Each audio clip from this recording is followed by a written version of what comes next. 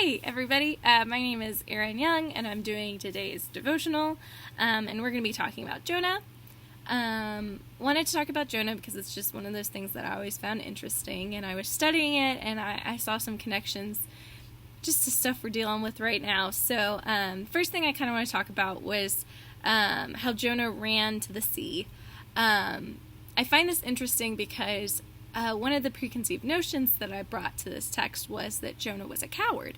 And I think that's just something I've always kind of been taught, like he was a coward, he ran away all the time, didn't want to do what God told him to because he was afraid the Ninevites were going to kill him, he was afraid of all this stuff. And so I don't know, I just had this image of Jonah in my mind as being this really big coward, and I don't necessarily think that's true. I do think he was a terrible prophet and that he was very disobedient, but I don't think cowardice is necessarily one of his faults because, for the Israelites, the sea kind of symbolized chaos and uncreation and kind of just this vague sense of a threat. And so it was something that they were very afraid of and very cautious about. It was something that was useful, but it was also something to be kind of feared and respected. It wasn't their favorite thing in the world. And the fact that Jonah would run to that rather than do what God said is intriguing. And I think it shows that he wasn't afraid of the Ninevites. I think he was afraid that God would show mercy on the Ninevites. And, we kind of see this later on, I remember one of the things I was taught is that he was afraid the Ninevites were going to kill him.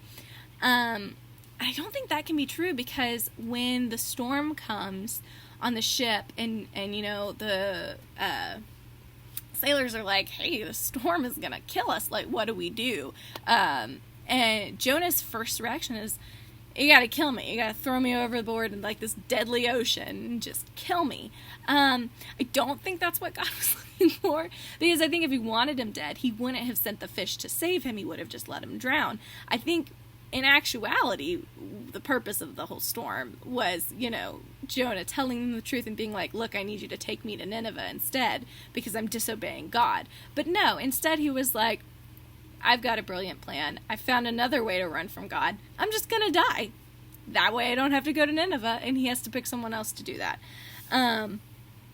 But anyways, he finally gets to Nineveh. He's in the fish or whatever. He gets to Nineveh. He's giving his message, he's giving God's message, which, worst message ever. It's 8 words long. He only travels a third of the city. It says the city was a 3 days journey width, and he only goes 1 day's journey. His whole lesson is, yet 40 days and Nineveh shall be overthrown. He doesn't tell them why or how it's going to be overthrown, who's doing the overthrowing. He just kind of gives them a timeline. Not he doesn't even tell them to repent. That's the most basic thing. Doesn't do it. I think it shows, he didn't want the Ninevites to be saved. Yet God works through them as only God can, and he is able to save the Ninevites. The Ninevites repent, they hear the message, they take it to heart, they change, which is just crazy to think about. And Jonah gets so upset with God. And we see it here in this verse, kind of the real reason why Jonah didn't want to go. But it displeased Jonah exceedingly, and he was angry. He prayed to the Lord and said, O Lord, is not this what I said when I was yet in my country?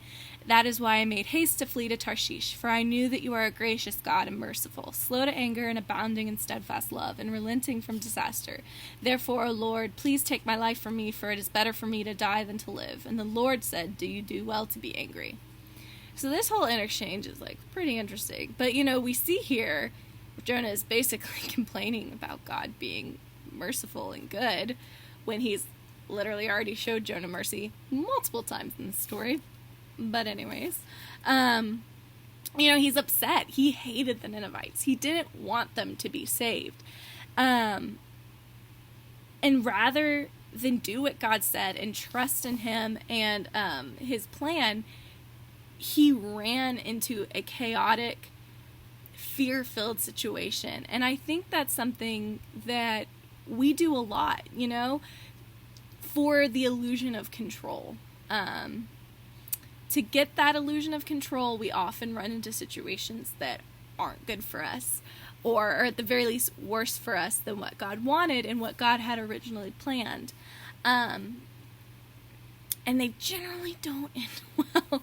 And I think especially right now, you know, where there's a lot of uncertainty and things are just kind of out there. None of us really have any control about anything. Like, things could pretty much go either way.